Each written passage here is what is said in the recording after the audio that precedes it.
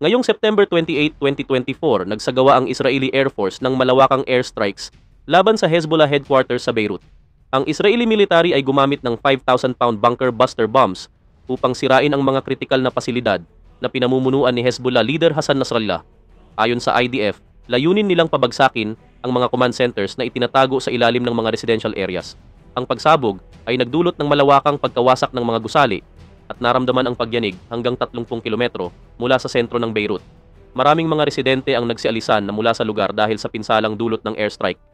Bagamat hindi pa tiyak kung nasawi o ligtas si Nasrallah, patuloy ang paghahanap ng Israeli forces sa mga natitirang leader ng Hezbollah sa rehiyon. Bilang tugon sa mga airstrikes ng Israel, agad na naglunsad ang Hezbollah ng mga rocket attacks patungo sa hilagang bahagi ng Israel. Tinarget ng mga rocket ang mga lungsod tulad ng Haifa at Upper Galilee na nagdulot ng malawakang pagkasira sa mga gusali at pinsala sa mga infrastruktura. Ilan sa mga rocket ang na-intercept ng Iron Dome defense system ng Israel, ngunit may ilan pa rin ang nakalusot.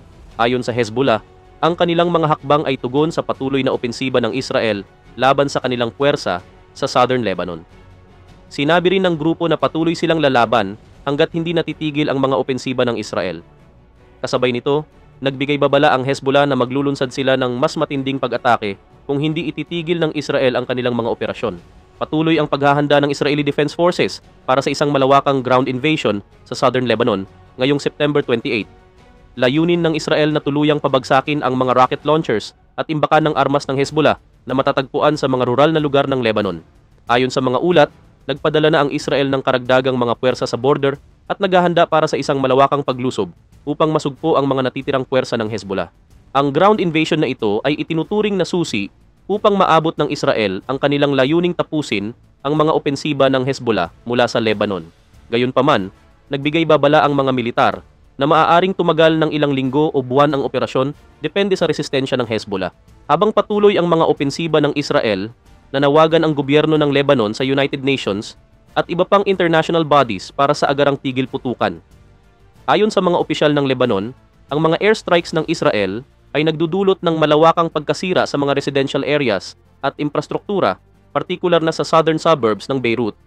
Patuloy silang nananawagan ng tulong mula sa international community upang mapigilan ang mas malawakang digmaan sa kanilang teritoryo. Naglabas rin ng pahayag ang Lebanese government na kinukondena ang paggamit ng Israel ng mga malalakas na bomba na nagdudulot ng pagkakitil ng mga sibilyan. Ang kanilang diplomatikong hakbang ay nakatuon sa paghahanap ng mapayapang solusyon sa tensyon sa rehiyon. Kasabay ng pag-atake ng Israel, nagpatuloy ang Hezbollah sa kanilang rocket attacks laban sa hilagang bahagi ng Israel. Ayon sa Israeli military, higit 100 rocket ang inilunsad mula sa Southern Lebanon at marami sa mga ito ay na-intercept ng Iron Dome defense system. Gayunpaman, may mga rocket pa rin ang tumama sa mga residential areas, partikular sa lungsod ng Haifa na nagdulot ng pagkasira ng mga gusali at pagkapinsala ng ilang sibilyan. Patuloy na pinalalakas ng Israel ang kanilang depensa habang ang mga rescue team ay nagtutulong-tulong sa paglikas ng mga residente mula sa mga apektadong lugar.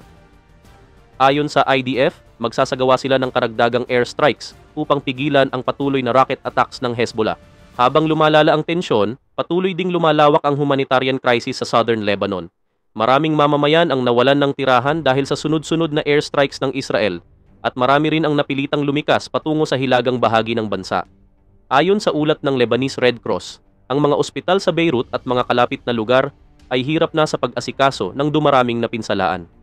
Maraming mga pasyente ang walang akses sa sapat na gamot at kagamitan.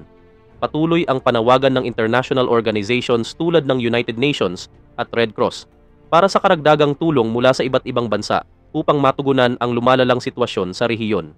Patuloy ang tensyon sa hilagang bahagi ng Israel, lalo na sa mga lugar malapit sa border ng Lebanon.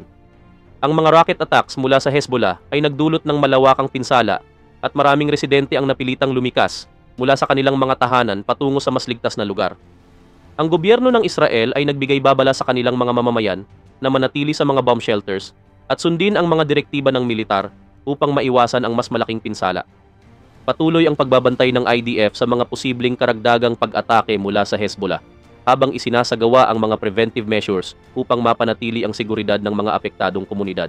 Sa gitna ng lumalalang krisis, ang mga diplomatikong hakbang mula sa iba't ibang bansa ay patuloy na nagpupursige para sa isang agarang tigil putukan. Ang United Nations, European Union at iba pang international organizations ay nananawagan sa Israel at Hezbollah na ihinto ang kanilang mga opensiba at simula ng usapang pangkapayapaan. Ayon sa US Secretary of State Antony Blinken, ang Estados Unidos ay patuloy na nakikipag-usap sa mga lider ng Israel at Lebanon upang masiguro ang kapayapaan sa rehiyon.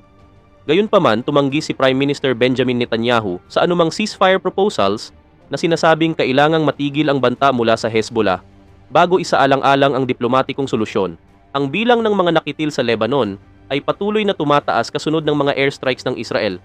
Ayon sa pinakabagong ulat, higit 700 katao na ang nakitil, karamihan ay mga sibilyan dahil sa mga pambobomba sa southern Beirut at kalapit na lugar. Maraming mga gusali ang nawasak at libu-libong tao ang nawalan ng tirahan. Patuloy na nagpupursigi ang mga international humanitarian organizations upang magbigay ng tulong sa mga apektadong mamamayan. Ngunit nahihirapan ang mga rescue team na makapasok sa mga lugar na lubhang naapektuhan ng digmaan.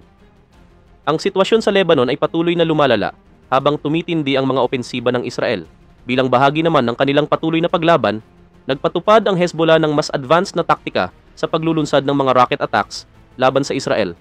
Gumamit sila ng mas modernong rocket systems at drones na mahirap ma-detect ng mga Israeli defense systems tulad ng Iron Dome. Ayon sa ulat, ang Hezbollah ay nagpakawala ng napakaraming rocket sa mas malalayong bahagi ng Israel, kasama ang ilang military installations.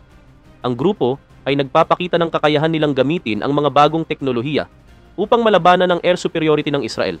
Bilang tugon naman sa mas advanced na taktika ng Hezbollah, naglabas ang Israeli military ng mas maigting na mga hakbang. Ayon sa IDF, kanilang pinapalawak ang paggamit ng mga precision-guided missiles upang patamaan ang mga rocket launchers ng Hezbollah na nakatago sa mga residential areas. Pinagsasabay din nila ang mga airstrikes sa mga command centers at military depots upang mapahina ang organisadong pag-atake ng Hezbollah. Patuloy na nagbabala ang Israel na maglulunsad sila ng mas matinding airstrikes kung hindi ititigil ng Hezbollah ang kanilang mga rocket attacks.